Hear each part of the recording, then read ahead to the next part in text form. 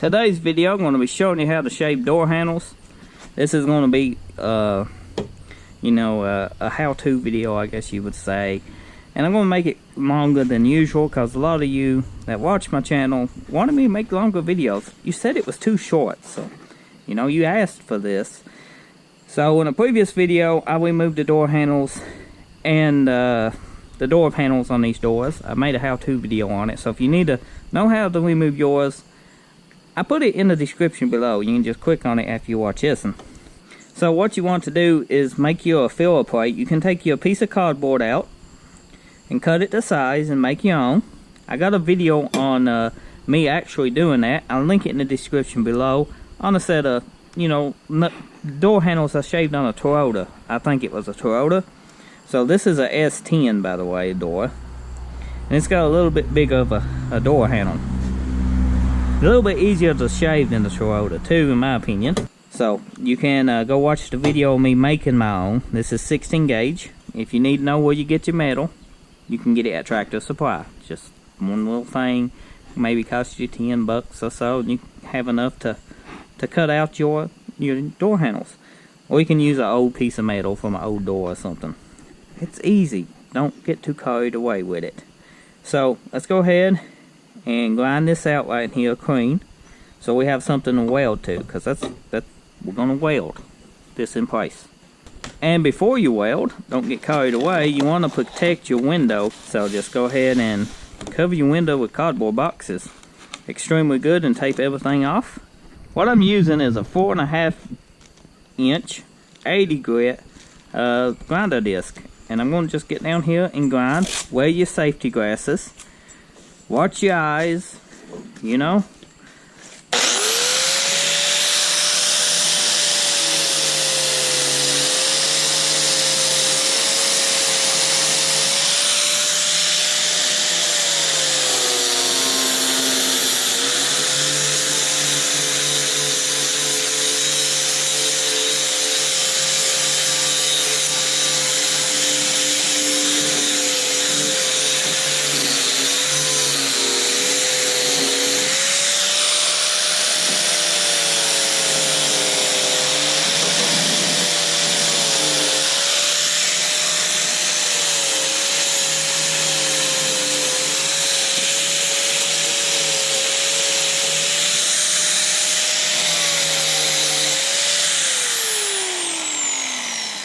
It took us under a minute to do this, and we got some paint left in there. If you really want to be picky, you can just sand that out with 80 grit, 40 grit sandpaper. But I'm not that picky because we're going to be welding up in here, and as it gets hot, it will burn itself away, the paint will. So let's center this up, get a welder ready, and we'll tack this in place. The best way to get a ground I have found to just weld this here.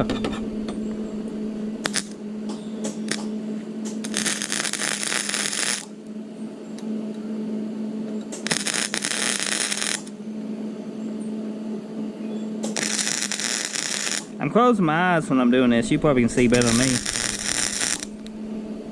Did I get it? Yeah, I got it. Okay. Nope, ain't got it. Just put one break.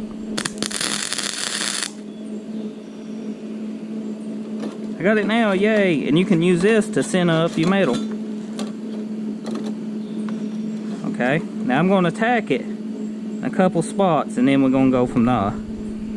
Once I get it centered the way I want it.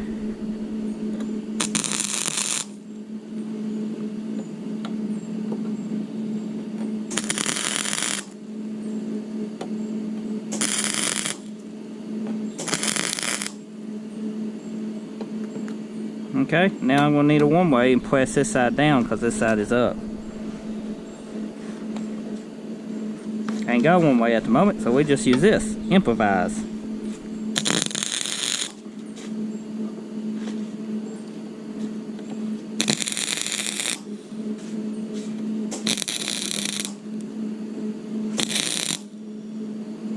Shit, burned the hole in it, guys. That's okay. It's metal. We can weld that hole up.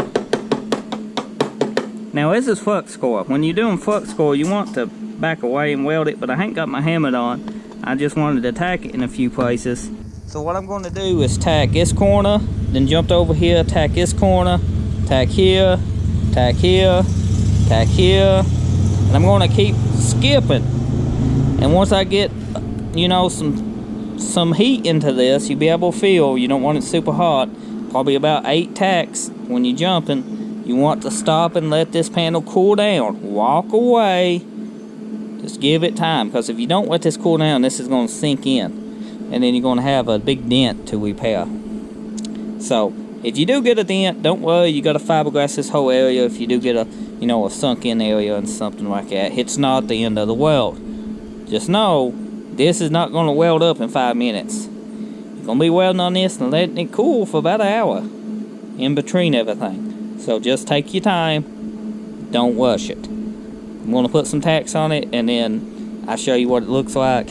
So now it's time to let it cool off. You can see I've been jumping welds, and this is what it should look like. You want to keep jumping like one time and let it cool. You know, this is quite hot. I mean, it's not hot enough to burn you. It would be here, but it's not on the outside edge. But you want to jump too, so as this metal cools off, it shrinks. And if you weld in one spot too much, you put too much heat in it, and it shrinks real fast. And it'll put a dip in it. This metal will just bow and bend. So you want to take your time.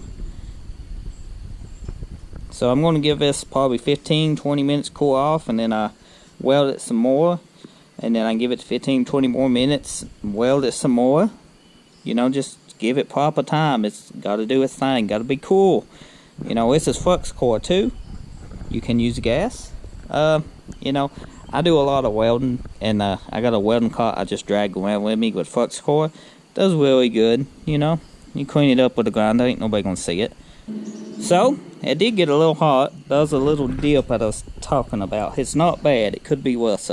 So, you could either hammer and dolly this out, pour it out with a stud gun, or just leave it, because it's not that low right there. Little bit of filler. Then we got a little place right here. This is very common. It happens about everybody. Right here in this area on an S10, when you shake door handles, you know, I did probably 30 sets, and they always tried to sink in right here, no matter how long you take.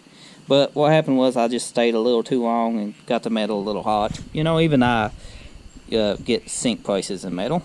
So if you get one on yours, don't worry about it. We body working all this. But yeah, I'm gonna let this fully cool off now. I mean, fully cool off before I touch this with that grinder with that sanding wheel that I got, because that's what we're going to use. Because you don't want to heat this metal up more, because it's just going to sink and just keep sinking. So just let it cool and then touch it. What I'm going to do is smooth everything down the metal. I'll probably do it from here over to here, just so we have a good fiberglass area and we can take care of this low spot and stuff. I'm using the same thing. This is Benchmark abrasives. It's pretty good. When doing this, I always wear safety glasses.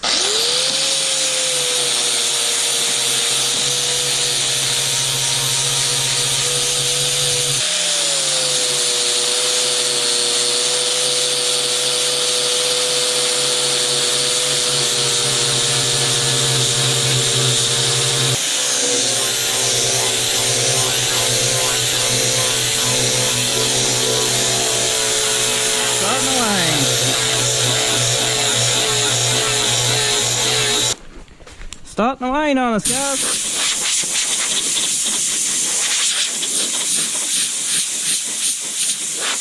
Good enough, we're just putting a coating on it tonight. And we'll deal with it tomorrow. I got some stuff to do this week. I'm very busy, so this video is going to be, you might see me in different outfits. Doors in different locations, so don't freak out. You don't have to do this. Let's cover that up. Fiberglass is waterproof. And what we want to do is make sure that when we do this, we got the fiberglass where we need it. So let's just go ahead and take us some, mix it up here. A little overkill. Mix some more into this. So I get somewhat mixed up. This is Bondo hair, by the way, I'm using. You can use kitty hair. Evercoat makes kitty hair, I'm pretty sure. They tiger hair, I think is one called. It's just long strand fiberglass. with kind of a Bondo texture to it. You don't have to use this if you don't want to. You can just use door grass or something like that. But this long strand I like over my welds.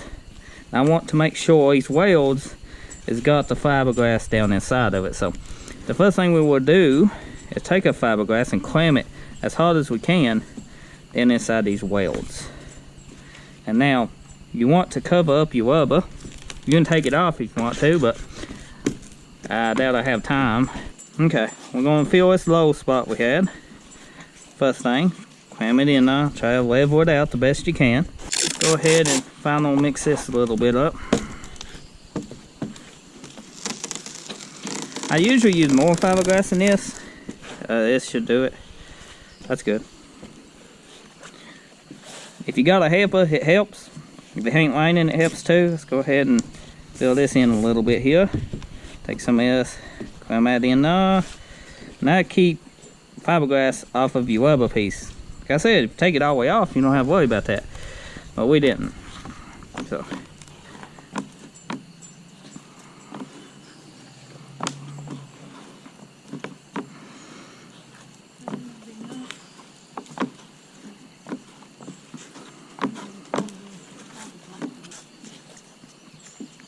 Now let's try to see what we got. Whoa. And what we're doing, we're trying to level it as we go. And we're trying to mix it as we go too. That helps mix it. If you don't get it mixed extremely good, you know, it smoothing it out like this sometimes helps work it back at your forge and it mixes. So you can see we're trying to level it off and drag it. It's very hard to drag what's long strand, but it's draggable. So let's go ahead and take this and level most of this out the best we can. See what we're left with. It might take 2 coatings of fiberglass.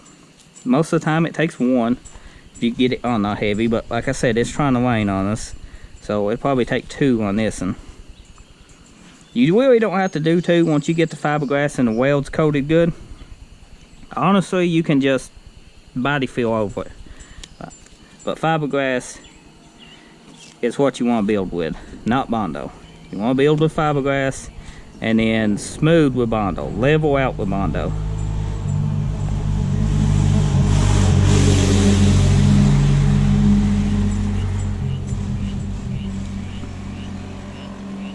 Big thing of Bondo hair right there, stuck together. Making a mess, ain't I? See what we got. That's drying down there. That's good that it's drying. Drying a little too soon on us. I used a little bit too much hardener, guys.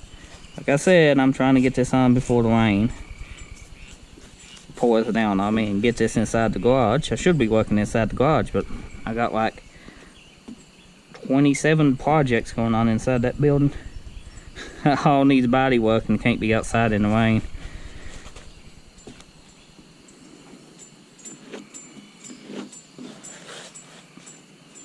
I think that's pretty good. I think 1 coat of fiberglass is all we're going to need. It's built up a lot. Yeah, 1 coat's all we're going to need.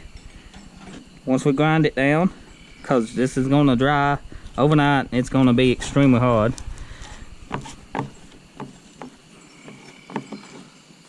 So let's try to fill these welds out too.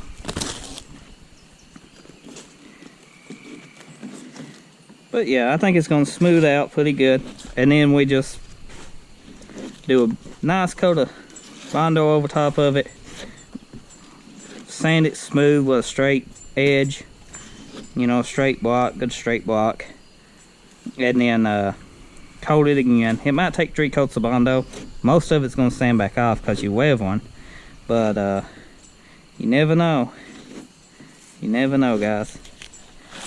Because like I said, this is going to come off quite a bit. When you work with fiberglass, especially as kitty hair, it builds up and gums up.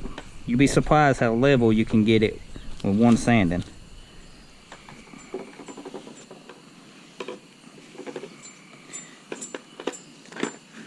Okay, pretty good. I would like to bring a little bit more down there. So since the rain's holding off, I'm gonna go ahead and add a little bit more right here. I think this is good. I just think we need a little bit more, just save on a Bondo. So let's just add a little bit more to it. Way too much hot now.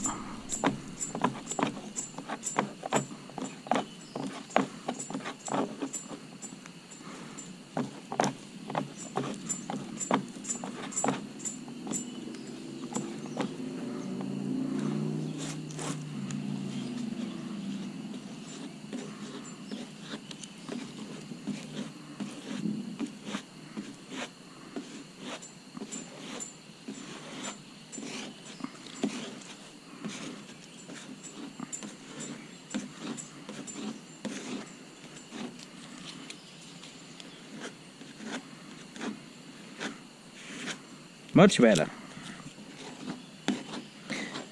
Now when we cut this level, we'll be cutting it with probably 40, maybe 80.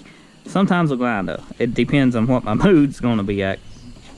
But as smooth as it is, I think we can get away with 80. Now that stuff is hard to sand, so try to get it smooth as you can. And as level as you can.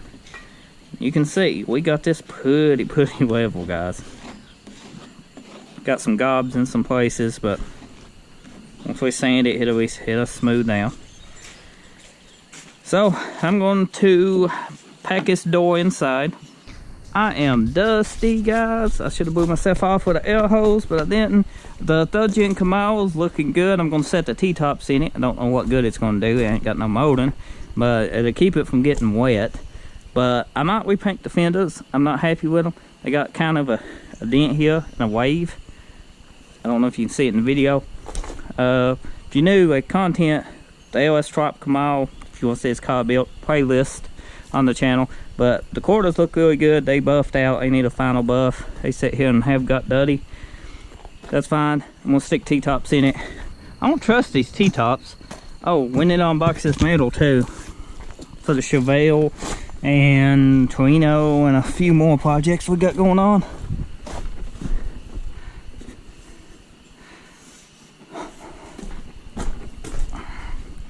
Not trust these T-tops.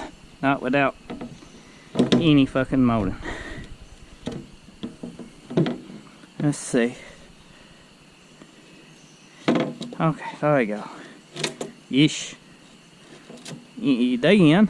They set. We good. If I had doors on this, it'd be a car again.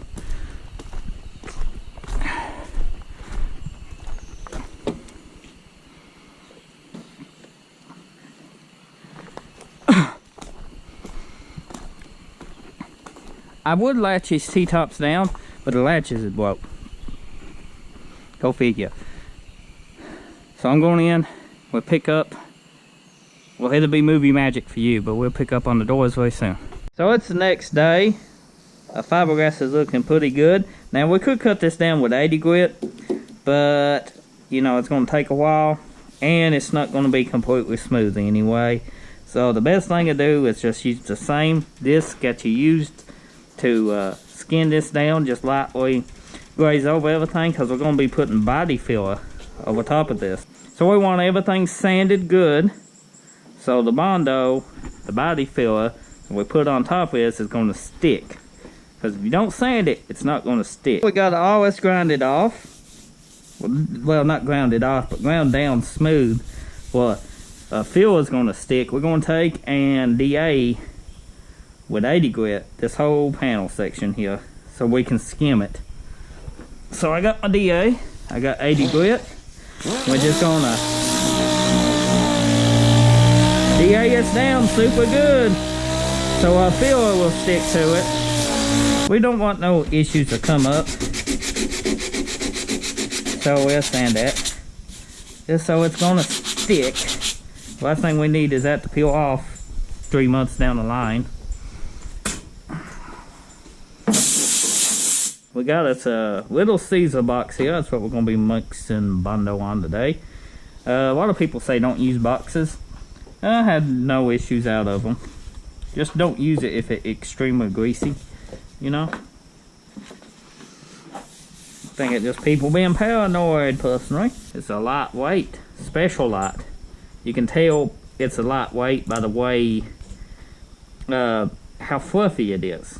Does that make sense? The Bondo brand is more of a medium weight filler, so it looks like it's going to sand extremely easy.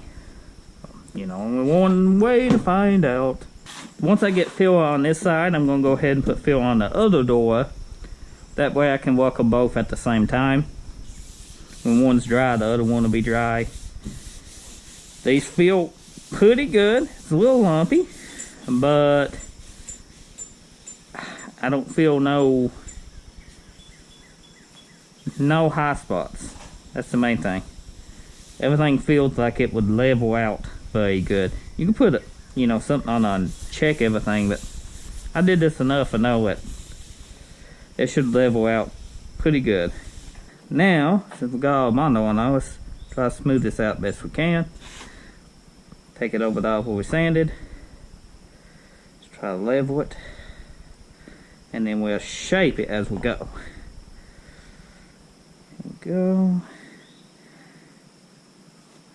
You can see that looks pretty good. When it starts drying, you don't want to mess with it anymore. So, see what we do here. Start grazing putties for in a second coat. If you don't get it exactly smooth the way you want it the first coat, remember, you got more coats you're going to put on this. So, just keep working it. As it dries, it's get a little bit smoother to work. And it'll look better. Oh, this Bondo is great. From the reaction, if it sands half the way it's working right now, I'd be very happy with it. Very happy. Let's see if we can get this right here. Need some of that though.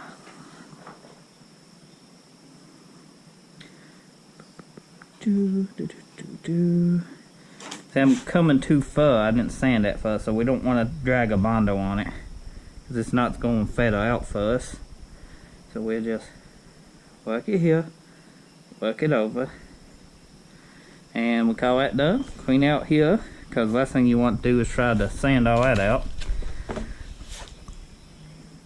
I mean, you can, but it'll be a little difficult.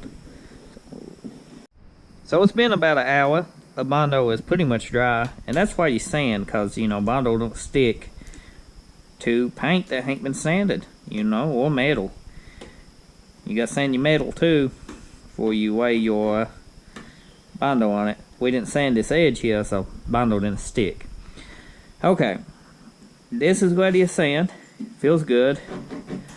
Now we're going to see how soft it sands, but I'm going to use 80 grit on a DA. We ain't worried. I'm not worried about getting it 100% straight. I just want to cut it down as straight as I can with the DA, and then put another coat on it. Then we probably use a straight block. You want to keep your DA as level as you can. Go ahead and just clean up this edge. So I'm just going to wrap a sheet of 80 around this paint stick.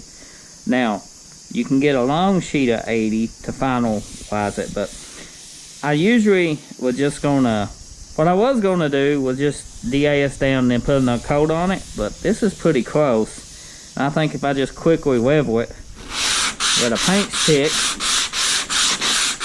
knock it down some, that we might get it in 2 coats. I don't know, I'm still thinking 3, but let's go ahead and cut this level. So I went ahead and I blocked this down with 80 with a straight block. Now you can get the 80 grit in these, you know, paper that you just tear.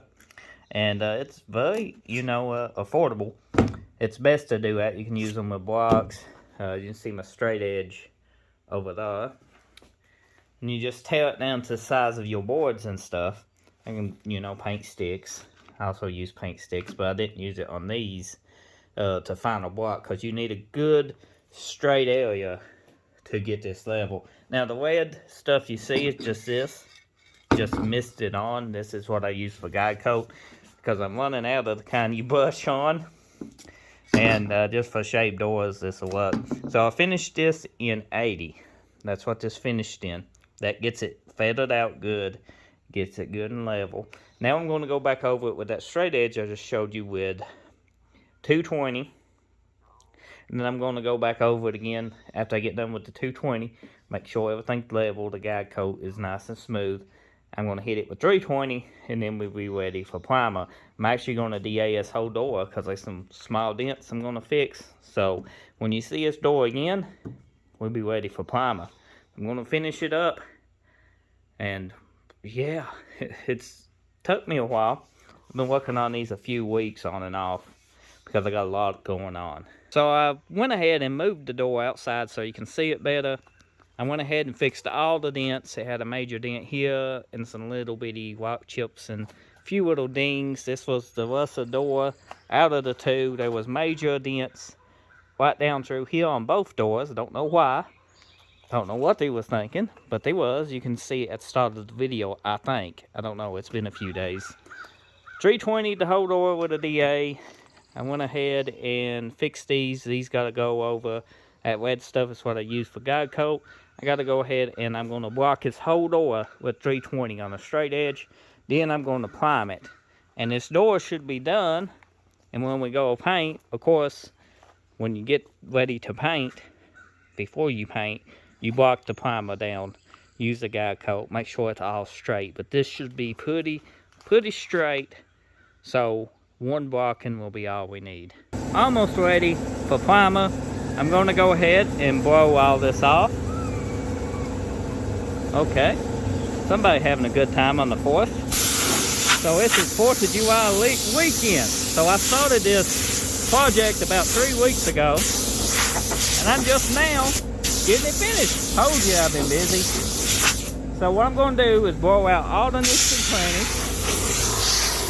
Get all this dust from this. Now I did block this in 220 and then 320, but I didn't over block it. You can see it blocked down pretty even. These scratches are still in it from the guide coat, but I'm not worried about that because we are putting a high build primer on it and then a finish blocking before paint. All this stuff will block out perfect. So now that is blowed off, I'm going to take some spray away grass cleaner, wipe down this whole door, a wet scuff pad, and scuff this. I'll show you what that looks like. Hold on, don't rush. One of these red Scotch Brites go around all the edges here, inside all these nooks and crannies, down in here good, because we want our primer to stick. This needs to come off because there ain't no use masking around this. Okay. Probably have to hold the door steady to get that off. Maybe a pair of bicycles. Oh, look at that. It all worked out. So I need to clean out behind this too. And spray away it good because we don't want no dirt. So this has been spray away, wiped down with a lint-free cloth. And we're going to put some high build on it once it gets done drying. Because we got a thunderstorm heading this way and I like to get these primed so I can go back on my buddy's truck. He's got a nice little low light S10. And thanks to him, you know, you guys get to see his video and I get to make you one on shaving door handles on a S10. It's pretty simple. And he gets a good set of doors. It's a win-win, ain't it? But yeah, looks really good. Especially when we get it primed and when we go paint it, we can final block it because he will be getting the truck painted. It's a little extended cab, little low rider. We might even bag it in the future. I don't know what all he wants done, but for now he just wanted the doors done. That's a roof skin for the Chevelle. This is 2270. This is direct to metal hardener. That is the part number 1254, and it's black. It's ultra direct to metal. It's an ultra high build, and that's what we're going to be using on the doors. It mixes I don't remember